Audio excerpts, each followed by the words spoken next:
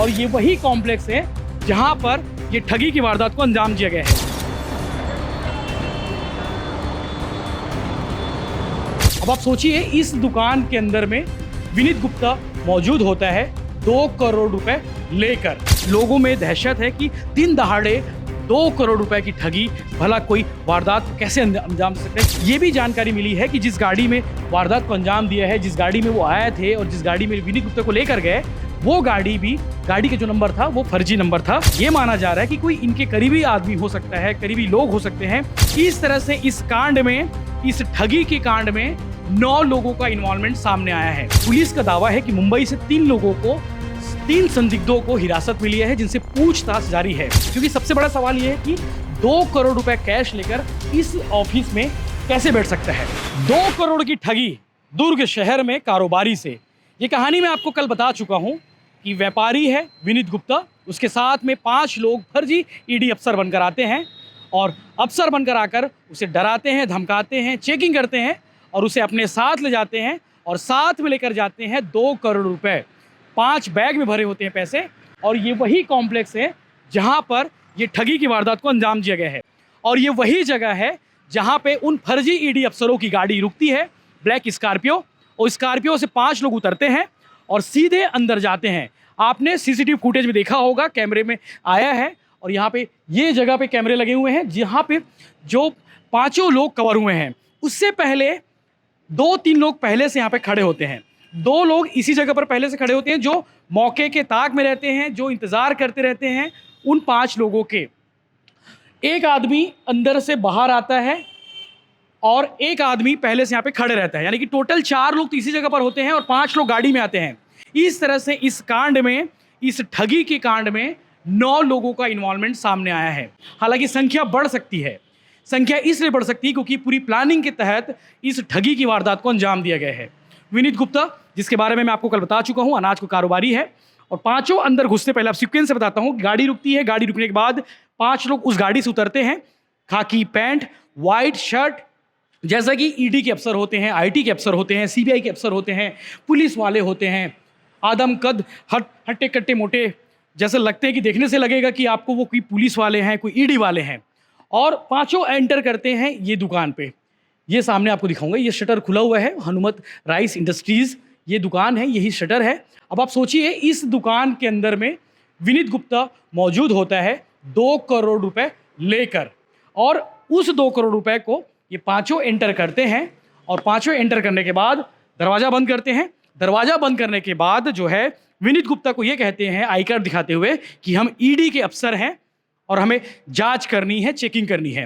अंदर में चूंकि एक छोटा सा दुकानी है और अंदर में एक केबिन नुमा, मैं लाभेश से कहूँगा नज़दीक आके दिखाएं कि अंदर में केबिन नुमा एक और केबिन बना हुआ है दुकान के, उसमें उस केबिन के अंदर में घुसते हैं और विनीत गुप्ता सामने बैठा होता है। वहाँ से जो है 2 करोड़ रुपए उन्हें कैश मिल जाता है। 5 बैग में भरा होता है कैश और उस पैसे को लेकर निकलते हैं कुछ ही मिनट में और साथ में लेकर निकलते हैं विनीत गुप्ता को। विनीत गुप्ता को, हालांकि ये जो बताया गया है कि सोमनी के पास विनीत गुप्ता को छोड़ते हैं और विनीत गुप्ता जो है सोमनी से उतर कर जो है सीधे पुलिस स्टेशन पहुंचता है। पुलिस स्टेशन पहुंचने के बाद पूरी घटना को बताता है और स्टेशन इसलिए पहुंचता है क्योंकि उसे कंफर्म करना होता है कि वाकई में ईडी की रेड पड़ी थी उसकी दुकान पे। ये वो सब बड़ा सवाल था। जब पुलिस वाले बताते हैं कि भैया ईडी के कोई अधिकारी इस इलाके में नहीं आए हैं, कोई रेड नहीं पड़ी है, तब उसके कान खड़े होते हैं और उसके पैरों तले जमीन खिसक जाता है और वो हैरान होता है कि उसके साथ 2 करोड़ रुपए की ठगी हो गई है। हालांकि इस अभी ऑफिस में कोई नहीं है, इस ऑफिस में कोई नहीं है और शटर खुला हुआ है, अंदर से लॉक है और अंदर में जो चीज़ें मुझे नज़र आ रही है वो एक टीवी नज़र आ रहा है, नोट गिनने की एक मशीन है, वहाँ पे काउंटर है, सोफ़ा है और अंदर में एक और प्रीमाइसेस है। तो वो चीज़ें हैं। अभी इस मामले में जो कि पुलिस मामले की जांच कर रही है और पुलिस का दावा है कि मुंबई से 3 संदिग्धों को हिरासत मिली है, जिनसे पूछताछ जारी है। अब बड़ा सवाल यह है कि 2 करोड़ रुपए रिकवर होते हैं नहीं। हालांकि जो पुलिस का आंकड़ा है, पुलिस का जो दावा है, हालांकि एसपी शलभ सिन्हा से मेरी इस बारे में बात हुई तो एसपी साहब ने कहा इस मामले में ज़्यादा से ज़्यादा जो पैसे जो ठग के गए हैं, जो लेकर गए यहाँ से, वो रिकवर हो जाए। तो अभी तक आंकड़ा सामने नहीं आ पाया कि कितने पैसे रिकवर पुलिस कर चुकी है। लेकिन 3 लोगों को पकड़ी है पुलिस और उन तीनों से पूछताछ की जा रही है, उन तीनों से कड़ाई से पूछताछ की जा रही है ताकि आगे का लिंक जो है पता चल जाए। बाकी जो आरोपी हैं, जैसे कि 5 लोग तो दुकान के अंदर थे, बाकी जो लोग थे वो बाहर में थे, जिन्होंने इनपुट दिया होगा, जिन्होंने बताया होगा कि विनीत गुप्ता इस वक्त अकेला है ऑफिस में, उनकी भी जांच पुलिस कर रही है कि आखिर वो कौन लोग थे। क्योंकि सबसे बड़ा सवाल यह है कि 2 करोड़ रुपए कैश लेकर इस ऑफिस में कैसे बैठ सकता है।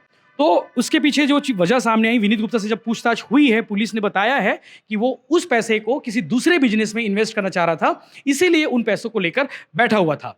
अब ये इनपुट कौन दिया होगा? विनीत गुप्ता के पास इतने सारे पैसे रखे हुए हैं कि 2 करोड़ रुपए लेकर बैग में बैठा हुआ है, तो ये माना जा रहा है कि कोई इनके करीबी आदमी हो सकता है, करीबी लोग हो सकते हैं, जिन्होंने ये इनपुट दिया था कि 2 करोड़ रुपए विनीत गुप्ता के पास मौजूद है और विनीत गुप्ता मंगलवार दोपहर 12 बजे इस ऑफिस में अकेला है। अभी पुलिस मामले की जांच करे, चूंकि यहाँ पे टेम्पररी अकाउंटेंट है, टेम्पररी अकाउंटेंट जो उस दिन छुट्टी में था, उससे भी पूछताछ की जा रही है, इससे करीबी लोगों से भी पूछताछ की जा रही है कि आखिर कौन उन इनपुट दे सकता है, कौन जानकारी दे सकता है कि विनीत गुप्ता उस दिन अकेला था और उसके पास में 2 करोड़ रुपए कैश रखे हुए थे। अब आपको यकीन भी नहीं होगा कि इस ऑफिस में कोई बंदा जो है 2 करोड़ रुपए लेकर बैठ सकता है। हालांकि हनुमंत राइस इंडस्ट्रीज है, तो राइस मिल से जुड़ा शख्स है, तो इतने पैसे हो सकते हैं इसके पास में। लेकिन यह भी बताया जा रहा है कि जो विनीत गुप्ता था वो कर्ज में डूबा हुआ था। अब कर्ज में डूबा हुआ तो इतने सारे पैसे कहाँ से आए? क्या ये पैसे हवाला के हैं? हालांकि इन तमाम एंगलों पर भी पुलिस जांच कर रही है कि आखिर विनीत गुप्ता के बारे में पूरी जानकारी उन ठगों को किसने दी जो ठग वारदात को अंजाम देकर मुंबई भाग जाते हैं। विनीत गुप्ता का इनपुट कौन दिया? विनीत गुप्ता इतने सारे पैसे लेकर कहाँ से आया था? और विनीत गुप्ता इन पैसों को कहाँ इन्वेस्ट करने वाला था? और विनीत गुप्ता अगर कर्ज में दबा हुआ था, डूबा हुआ था, तो इतने सारे पैसे उसे कौन दिए? 2 करोड़ रुपए होते हैं, मामूली रकम नहीं है। हालांकि पुलिस इन तमाम एंगलों पर जांच कर रही है। हमें लगा क्यों ना इस पूरे मामले को सीक्वेंस से आपको बताया जाए। हालांकि अभी तक जो आंकड़ा है पुलिस के पास, जो आरोपियों की जो जानकारी है, पुलिस कह रही है कि 5 से ज़्यादा आरोपी इसमें शामिल हो सकते हैं। लेकिन सीसीटीवी फुटेज हमने जो देखे हैं, कल आपने जो देखा है, उसमें से आरोपी जो है 5 से ज़्यादा लग रहे हैं। दावा किया जा रहा है कि वो 9 आरोपी भी हो सकते हैं। तो पुलिस हर एंगल से जांच कर रही है। यहाँ से जब विनीत गुप्ता को लेकर गए तो इसी एंड से लेकर गए, और कुछ आरोपी जो है इस रास्ते से भी चले गए, और कुछ बाकी जो आरोपी थे वो स्कॉर्पियो में बिठाए। स्कॉर्पियो में बिठाने के बाद जो है विनीत गुप्ता को अपने साथ ले गए और सोमनी राजनांदगांव तक जो है उस गाड़ी का उपयोग किया गया। बाकी उसके बाद जो है उस गाड़ी को छोड़कर वो भाग निकले। ये भी जानकारी मिली है कि जिस गाड़ी में वारदात को अंजाम दिया है, जिस गाड़ी में वो आए थे और जिस गाड़ी में विनीत गुप्ता को लेकर गए, वो गाड़ी का जो नंबर था वो फर्जी नंबर था और राजनांदगांव की गाड़ी, ऐसी जानकारी पुलिस के पास सामने आई है। हालांकि बहुत सारी चीज़ें, बहुत सारे खुलासे होने बाकी हैं। एसपी शलभ सिन्हा ने कहा है इस मामले का जो है जांच हर लेवल पर किया जा रहा है। मोहन नगर थाना क्षेत्र है, क्राइम ब्रांच की टीम लगी हुई है, डीएसपी से लेकर एसपी रैंक के लोग इस मामले की जांच करें, क्योंकि इस ठगी के बाद काफ़ी हड़कंप मचा हुआ है। लोगों में दहशत है कि दिन दहाड़े 2 करोड़ रुपए की ठगी, भला कोई वारदात को कैसे अंजाम दे सकता है? क्योंकि शहर का सबसे पॉश इलाका है, दुर्ग शहर का ग्रीन चौक है। ग्रीन चौक के पास में ये पार्क कॉम्प्लेक्स है और उस पार्क कॉम्प्लेक्स में ये जो है हनुमंत राइस इंडस्ट्रीज है। इसके बगल के आसपास की दुकानें फिलहाल बंद है। लेकिन हमने जब आसपास के लोगों से बात करने की कोशिश की, उनसे पूछा कि भैया उस दिन क्या हुआ था, कोई भी इस मामले में कुछ भी कहने से सामने नहीं आ रहा है, यानी कि कोई भी कुछ भी कहना नहीं चाह रहा है। वो लोग जबी जुबान घटना के बारे में बता रहे हैं, दबी जुबान चीज़ों के बारे में बता रहे हैं, लेकिन स्पष्ट रूप से सामने आने को तैयार नहीं है।